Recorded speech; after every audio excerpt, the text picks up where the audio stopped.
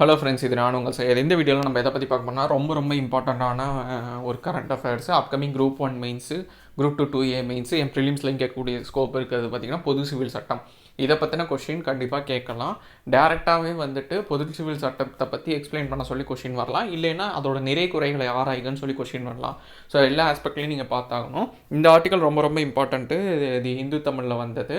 அதே மாதிரி இந்தியன் எக்ஸ்பிரஸில் உள்ள ஆர்டிக்கலும் கீழே நான் டிஸ்கிரிப்ஷனில் கொடுக்குறேன். இங்கிலீஷ் மீடியம் இருக்கவங்க அதை ரெஃபர் பண்ணிக்கோங்க. தமிழ் மீடியம் இருக்கவங்க இந்த ஆர்டிக்கலை ரெஃபர் பண்ணி நோட்ஸ் மேக்கிங் பண்ணிட்டீங்கன்னா இது ரிலேட்டடாக கொஷின் கேட்டால் ஆன்சர் பண்ணுறதுக்கு ஈஸியாக இருக்கும். என்னென்ன கீ பாயிண்ட்டுங்கிறத நான் இந்த வீடியோவில் எக்ஸ்பிளைன் பண்ணுறேன். வாங்க வீடியோக்குள்ளே போகலாம். ஃபஸ்ட்டு பார்த்தீங்கன்னா பொது சிவில் சட்டம்னா என்ன அப்படிங்கிறத நீங்கள் இன்ட்ரோ கொடுக்கலாம். திருமணம், விவாகரத்து, வாரிசுரிமை, தத்தெடுப்பு போன்ற தனிநபர் உரிமைகளில் தனி சட்டமாக இருக்கிறத பொதுவான ஒரு சட்டமாக கொண்டு வர்றது தான் பொது சிவில் சட்டம். இதை நீங்கள் இன்ட்ரோவாக கொடுக்கலாம். அப்படி இல்லைன்னா நீங்கள் டைரெக்டாகவே கரண்ட் அஃபேர்ஸையும் இன்ட்ரோவாக கொடுக்கலாம். இந்தியாவிலேயே சுதந்திர இந்தியாவில் முதல் முறையாக பொது சிவில் சட்ட மசோதாவாக நிறைவேற்றிய மாநிலம் உத்தரகாண்ட் அப்படின்னு சொல்லி நீங்கள் இன்ட்ரோ கொடுத்து ஆரம்பிக்கலாம். அடுத்து கீ பாயிண்ட்டாக நீங்கள் என்ன விஷயத்தை பாக்ஸ் பண்ணி கொடுக்கலான்னா, எப்போவுமே நான் ஒரு கொஷினுக்கு ஒரு இம்பார்ட்டன்ட் ஃபேக்டை பாக்ஸ் பண்ணுங்கன்னு சொல்லுவேன். அந்த வகையில் இந்த பர்டிகுலர் கொஷினுக்கு இந்திய அரசமைப்பு சட்டத்தின் 44வது பிரிவு, அதாவது ஆர்டிக்கல் 44, இது எது கீழே வரும்? டிபிஎஸ்பி கீழே வரும். அரசு வழிகாட்டு நெறிமுறை கோட்பாடு. அதுபடி இந்திய குடிமக்கள் அனைவருக்கும் பொதுவான ஒரு சிவில் சட்டத்தை கொண்டு வரலாம் என குறிப்பிடப்படுகிறது. ஸோ இதை நீங்கள் கொடுக்கலாம். ஒன்று இதை இன்ட்ரோ கொடுத்து உத்தரகாண்ட் மாநிலம் தான் ஃபஸ்ட்டுங்கிறத பாக்ஸ் பண்ணலாம். இல்லை அந்த பர்டிகுலர் விஷயத்தை உத்தரகாண்ட் மாநிலத்தை ஃபஸ்ட்டு இன்ட்ரோவாக கொடுத்து இதை பாக்ஸ் பண்ணலாம். அது உங்களோட ப்ரியாரிட்டி பொறுத்து, உங்களோட இன்ட்ரெஸ்ட் பொறுத்து பண்ணிக்கலாம்.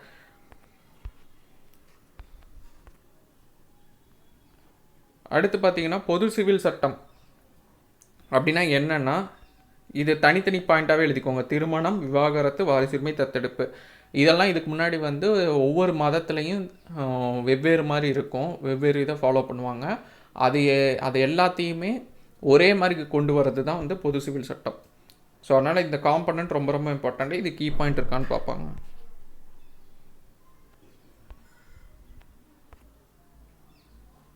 என்ன குழுங்கிறதும் நீங்கள் எழுதிக்கலாம். உச்சநீதிமன்ற முன்னாள் நீதிபதி ரஞ்சனா பிரகாஷ் தேசாய் தலைமையிலான குழு.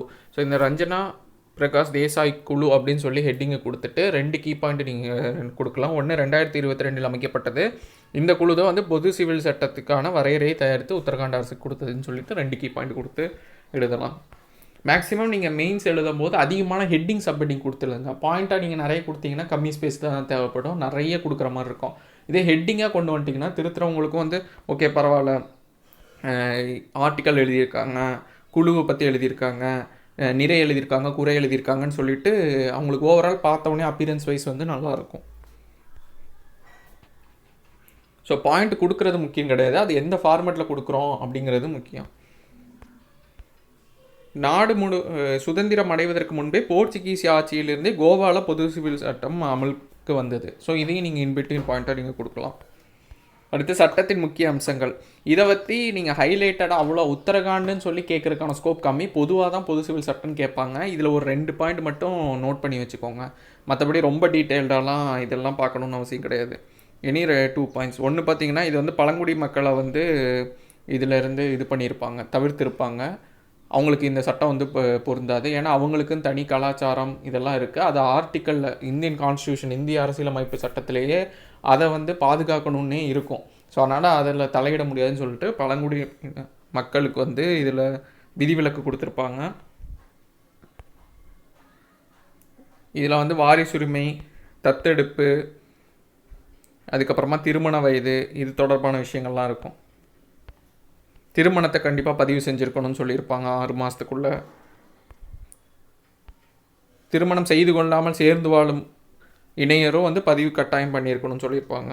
விவாகரத்து எல்லாமே நீதிமன்றத்தை தான் நாடி இருக்கணும் அப்படின்னு சொல்லியிருப்பாங்க. ஸோ இதை பற்றி ஒரு 3 பாயிண்ட்டாவது மினிமம் தெரிஞ்சுக்கோங்க போதும். ஆனால் இது ரொம்ப ஹைலைட் பண்ணி எழுதணும் அவசியம் இல்லை. ஏன்னா உத்தரகாண்டோட பொது சிவில் சட்டம் கேட்டால் தான் இதை ஹைலைட் பண்ணி எழுதுகிற மாதிரி இருக்கும். ஜென்ரலாக பொது சிவில் சட்டம்னா நீங்கள் இதுக்கு உட்காந்து அதிக இம்பார்ட்டன்ஸ் கொடுத்து எழுதிட்டு இருந்தீங்கன்னா வேலைக்காகாது. டேரெக்டாக பாசிட்டிவ் நெகட்டிவ்ஸ் போயிடணும், நிறை மற்றும் குறைன்னு போகும். ஸோ அதுக்கு வந்து உங்கள் நோட்ஸில் வந்து கொஞ்சம் ஸ்பேஸ் விட்டு வச்சுக்கோங்க. ஒரு 5லேருந்து ஒரு 10 பாயிண்ட் எழுதுகிற லெவலில் ஸ்பேஸ் விட்டு வச்சுக்கோங்க நிறை குறை. ஏன்னா நீங்கள் வெவ்வேறு ஆர்டிக்கல் படிக்கும்போது வெவ்வேறு நியூஸ் பார்க்கும்போது ஒவ்வொருத்தரும் ஒரு நிறை சொல்லுவாங்க, ஒரு குறை சொல்லுவாங்க. ஸோ அப்படி பார்க்குறதுக்கு வந்து நீங்கள் நோட் பண்ணி வச்சிங்கன்னா கரெக்டாக இருக்கும். ஸோ அதனால் அதுக்கு மட்டும் ஸ்பேஸ் விட்டு வச்சுக்கோங்க. இல்லை விமர்சனம் சொல்கிறது பார்த்தீங்கன்னா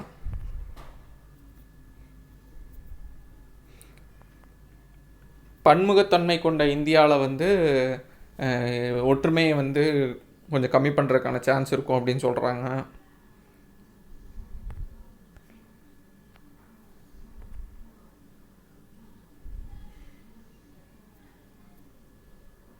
அதே மாதிரி சில விஷயங்கள் வந்து இந்திய அரசியலமைப்பு சட்டத்திலே அங்கீகரிக்கப்பட்டதும் பொது சிவில் சட்டத்தில் வந்து அங்கீகரிக்கப்படாமல் போகும்போது முரண்பாடு ரெண்டுக்கும் ஏற்படும். அதனால் லீகல் இஷ்யூ ஆகும். ஸோ அந்த பாயிண்ட்டு ஒன்று சொல்லியிருப்பாங்க.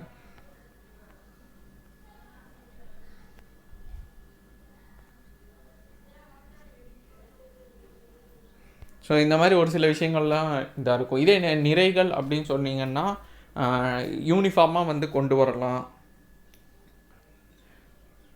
எல்லா தரப்பு மக்களுக்கும் ஒரே மாதிரியான நீதி வழங்குறதுக்கு இது யூஸ்ஃபுல்லாக இருக்கும். ஸோ இந்த மாதிரி ஒரு பேசிக்ஸாக இருக்கும் பார்த்தீங்களா, அதை வந்து நீங்கள் நிறையா வந்து ஜென்ரல் பாயிண்ட்டாகவே கொடுத்தா கூட போதும். அதை வந்து நிறைக்கு நீங்கள் எழுதி வச்சுக்கோங்க.